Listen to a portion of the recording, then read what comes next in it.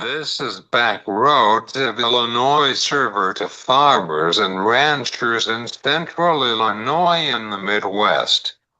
I'm Cesar Delgado. We are talking about the 45Z guidance for the last couple years in Washington, D.C. We've been wondering could have more information about regeneration agriculture on the 45Z.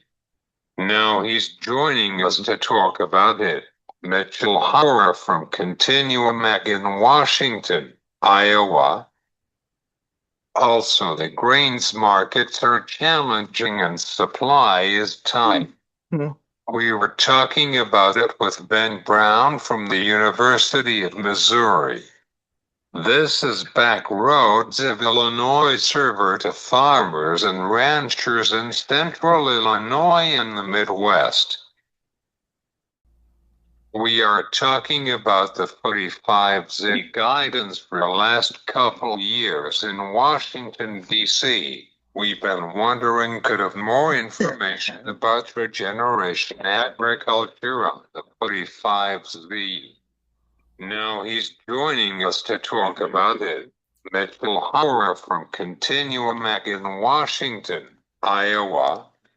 Hey Mitchell, how are you in Iowa? I'm glad to have you on today. Yeah, good to be with you.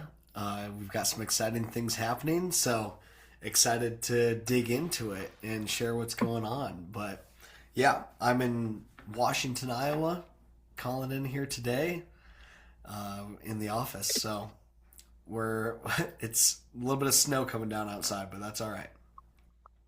Eh, I know that you are a business owner in central eastern Iowa about regeneration agriculture for farmers in the Midwest. And even though you've worked with your Senator Joni H. from Iowa, but what is your concern if the 45Z guidance is not working properly in the Midwest with some folks who don't like regenerative agriculture?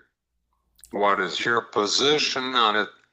Yeah, we've been working a lot on 45Z, and 45Z is a tax credit for low carbon biofuel, especially important for ethanol.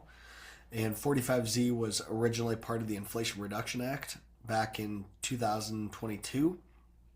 And the whole purpose is that the ethanol plants can earn tax credits for lowering their carbon footprint. And farmers are a big part of their carbon footprint, but through the use of regenerative practices like cover crops and no-till, we can lower the carbon footprint of our corn, therefore lowering the carbon footprint of the ethanol. And the 45Z rule was finally published by the IRS here just about a month ago. We are still waiting for some additional details for the farmers. But yeah, we have good folks like Senator Joni Ernst from Iowa here that is very aware and continuing to help advocate for 45Z. The next steps though are really with the administration, not necessarily with Congress, that they need to publish an updated carbon calculator. It's called the 45Z CF GREET model, and they'll have a a farmer feedstock calculator as part of that update. And we need the USDA to publish a rule about verifying farmer carbon intensity scores on the farm. But things are looking good. Things are moving in a good direction, but it's not quite all the way across the finish line yet.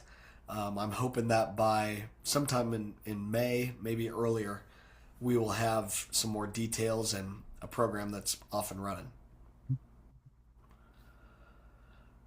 What is your thoughts on the RVO situation for the beans side? Yeah. I saw just today that the RVOs were leaked. So hopefully they end up being real, but it looks like it's very positive. We still have a lot of our 2025 crop in the bin, and the market's got a really good jump today. So excited about that. And the biofuel producers just need clarity and we need timely release of these type of regulations. But the news that's coming out looks like it's very good. Of course, wait and see. We can do for now. Yeah, it's all we can do for right now. Just wait until they get the final stuff. But I am hopeful that the rumors that are floating out there today are good. But overall, we know that they're making progress on getting these regulations done. So hopefully things go live in a good way. The markets are already responding to it. So hopefully there's some additional clarity to come. Mitch, how about the E15 year-round, which are the main point for right now? What would you want to explain to our audience about it with cover crop and water buffer? Not telling. Yeah, the E15 rule is really important for farmers and for biofuel. Today, most of the fuel blends are E10, so 90% fossil fuel gasoline and 10% ethanol. But if E15 year round can be approved, there'll be a much better opportunity to sell ethanol, to sell fuel that's 15% ethanol and 85% fossil fuel. So this helps to lower the cost of the fuel at the pump, helps to lower the carbon footprint of the fuel, and provides a new or expanded huge market opportunity for farmers. E15 is projected to drive demand for an extra 2 billion bushels of corn per year, which is really important for farmers that have been growing huge crops.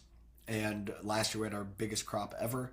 So by creating more domestic markets and more use of corn, like with E15, it's a big opportunity.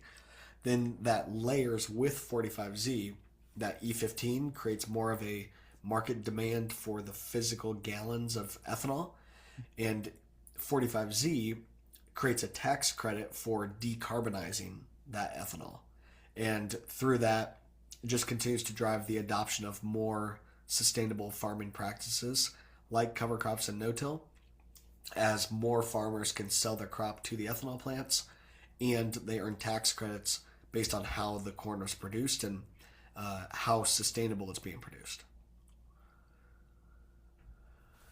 Do you have any concerns that if they don't pass it along to farmers in the Midwest, like in Iowa and Illinois? Yeah, there is some concern that the tax credits may not be shared properly back through to the farm gate. And even as we're driving demand through E15, that's going to increase the demand for corn, and hopefully that increases the commodity price. But ultimately, these markets have to sort themselves out. I think more demand for corn is good. Simple market concepts and more demand is going to improve the value of the crop. But as we know, we're going to continue to increase supply as well. So the increased demand only outpaces supply for likely a short time, and hopefully we don't have bad weather, so the yields will still be good. For 45Z, we are working to ensure that there's a lot of market transparency, and that there's good price discovery, and that it's easier to ensure that the money is being shared, because these are taxpayer dollars and farmers should know how they're being spent. And I believe that the market will work itself out so that the farmers do get a fair share of these tax credit dollars. How is the Mississippi River level, Mitch? I'm not actually sure. I've not driven over that way for a while, so I don't actually know. But up north, they've been getting some snow and some rain, so hopefully it's all right. I know our rivers around here are looking better. They'd been very low for a long time, but I think for here recently, they're looking okay. What is your final thoughts on the corn yield on March planting intention report with the regenerative agriculture world? Yeah, I'm excited for this year. We definitely will take some more moisture, take some more rain over the coming month or so before we start planting. But we had a really good year last year. We still have a lot of crop in the bin to be sold this year. Hopefully, we get good clarity on 45Z, get E15. Farm Bill is making progress, and I think this year could be a really positive year for farmers and for my family farm as well. Thanks, Mitchell. Good to hear from you. And do you think that Iowa State are going to be Indianapolis in the Final Four? Hopefully, Iowa State was playing in the Big 12 tournament today and got a win, so we're excited. Hopefully, Iowa State has a big March. Thanks again. Thanks for having me on. I'll talk to you later. This is Mitch Hora from Contiuum Ag on back roads of Illinois.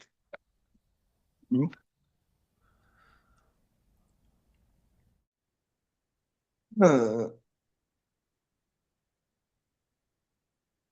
The grains markets are challenging and supply is tight. We were talking about it with Ben Brown from the University of Missouri. Hey Ben, how are you in Missouri? I'm doing well. Here in Missouri, we're well ahead of where we normally are, I guess, at this time of the year with field work.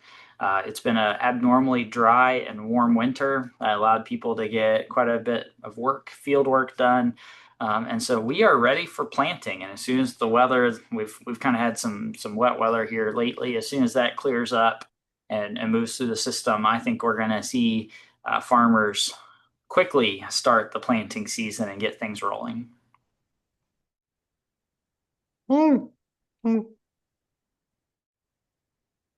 How is the grazing conditions in Missouri? Yeah, so Missouri is a cow-calf state. We have lots of cow-calf operations that depend on grazing as their sole source or primary source of forage.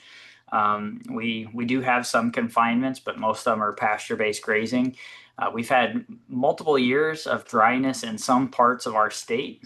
When a couple of years back, it was in Southwest Missouri, then it was in Northern Missouri, and so we just never seem to have our whole state all clicking at the same time. Where we sit today is some of the drought has creeped back into Missouri. We're hearing a lot of cattle operations starting to show some concern about forage and pasture conditions. Also, water levels for some ponds and water sources for cattle are a little bit of a challenge, and we're hearing more of it. However, the rain we've had here the last couple of days, I think, is really going to help change that narrative a little bit, but we're going to need more, and we're certainly going to need a little bit, of a better pattern, not all at once like what we got last year to where it just all ran off. We need kind of rain spread out to kind of help replenish our soils, build back that forage and pasture base that we depend on in our state, and get things back to a more normal level. Good to hear that, Ben, that you were getting some rain.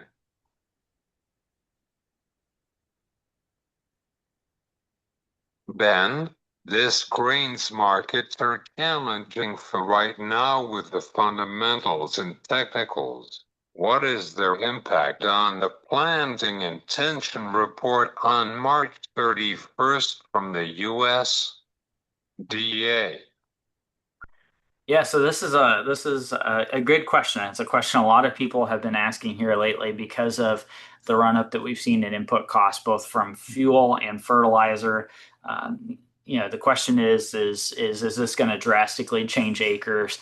And I think in some parts of the country, we will see some adjustments in acres. I think for a big part of the Midwest, the heart of the Corn Belt, whether that be Illinois, Iowa, Missouri, Indiana, southern Minnesota, I think a lot of our acres are already set for us because anhydrous has gone on. As I mentioned, we've had quite a bit of field work.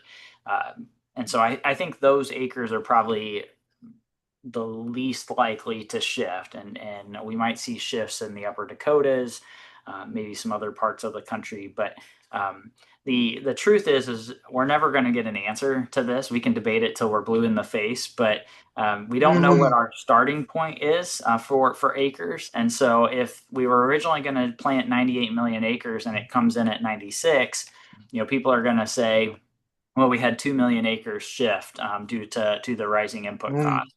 If we intended to plant 96 million acres of corn and it comes in at 96, then some people are going to say, oh, well, it never lose any acres at all.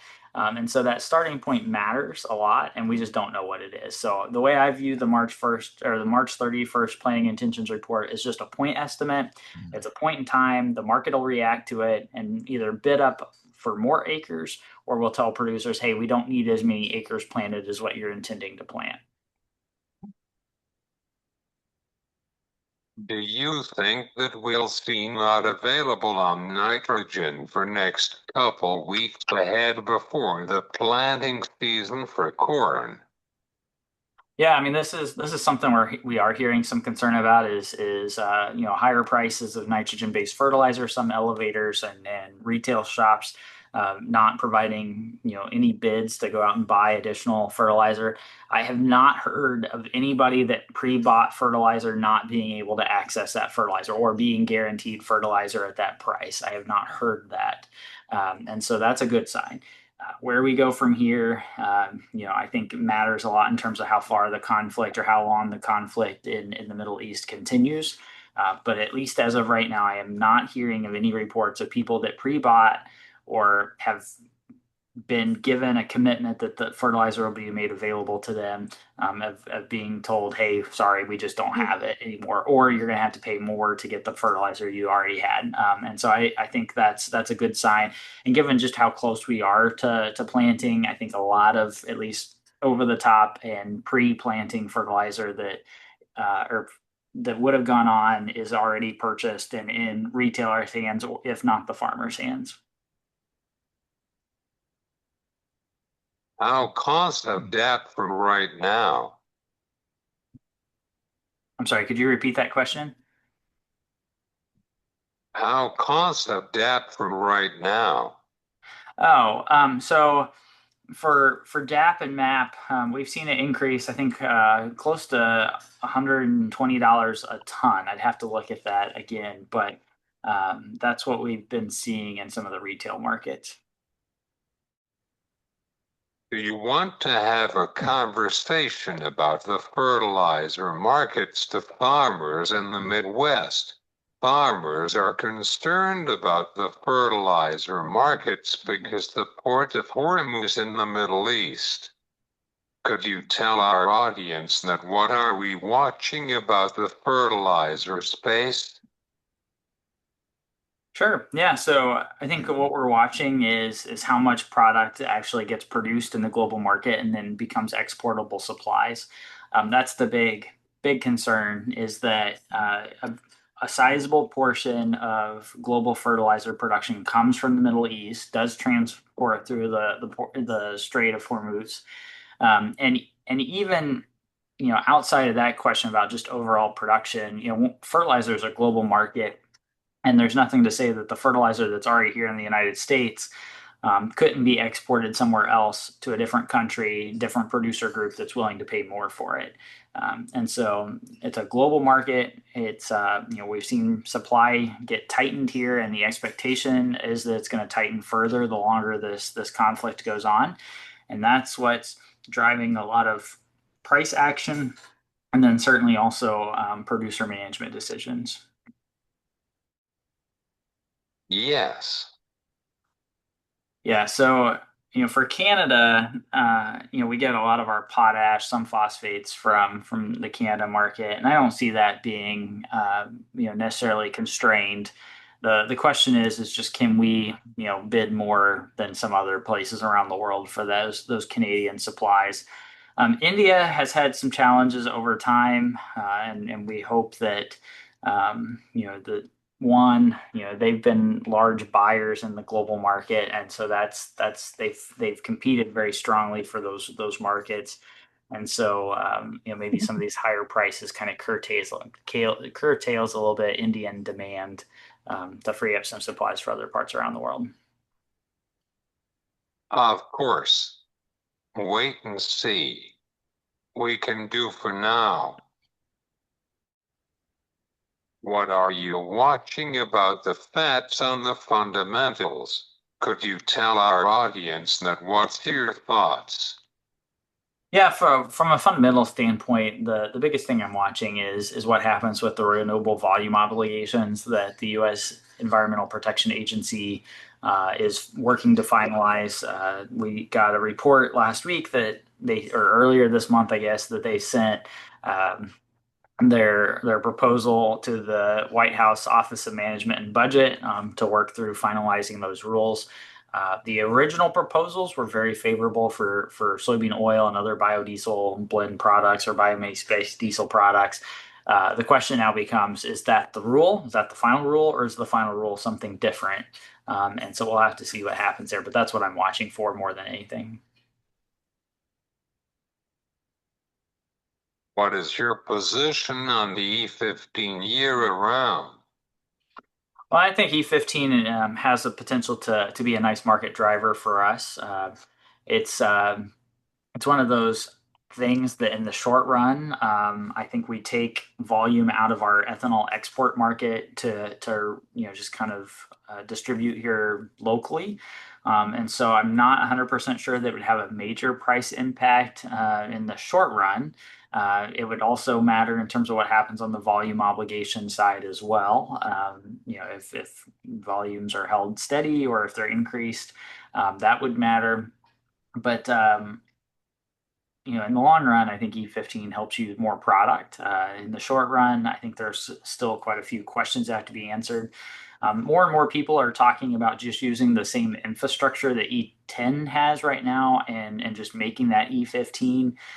It's not clear to me that consumers would be okay with that. And so I think there would be quite a bit of uncertainty, and it actually could cause a little bit higher usage of zero blends of ethanol as people try to say, well, hey, you forced me to use E15, so I'm gonna completely go away from just even traditional blends. So I think there's quite a few questions still have to be answered on E15, but in the long run, yeah, it's positive for U.S. corn producers. Do you have any final thoughts on this cattle market for right now with these prices? Well, certainly the cattle market has been a strength of the U.S. ag economy here for a while. We've been in a long-term bull market when it comes to cattle prices. Now that corn prices are starting to creep higher, the feed lots are having to pay more for feed, and so that's kind of hurting the feeder cattle market a little bit. And we see this anytime corn prices go up, it kind of hurts the feeder cattle market. So I think there's quite a bit of risk anytime you get to prices this high for this long a period of time. There's always quite a bit of downside risk. There's more downside risk than upside risk. But the fundamentals to the cattle market remain very strong. What is the fundamentals trends in the feeder markets? Yeah, so for the feeder cattle market, feedlots are working hard to bid for fewer cattle, and especially without the Mexican cattle coming north into the United States, feedlots are struggling to fill their lots because they make their money by having full lots. And so there's been quite a few news articles about feedlots, especially in the Southern Plains, potentially have to shut down because they just can't source enough cattle. Those folks that have cattle would say, well, if they paid even more for cattle, we might be able to, they would be able to stay in business. And so this is kind of one of those interesting economic problems to where, they're paying a high price for feeder cattle, but U.S. cattle producers aren't rebuilding. And without the absence with the absence of the Mexican feeder cattle market, we might end up in a period where some of our feedlots have to shut down, and that would actually do long-term harm to our U.S. beef sector, I believe. Yes.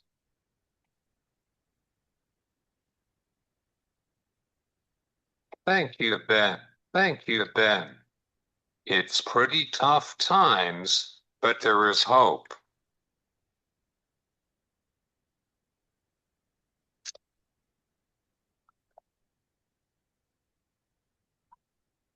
This has been Brown from the University of Missouri on Back Roads of Illinois.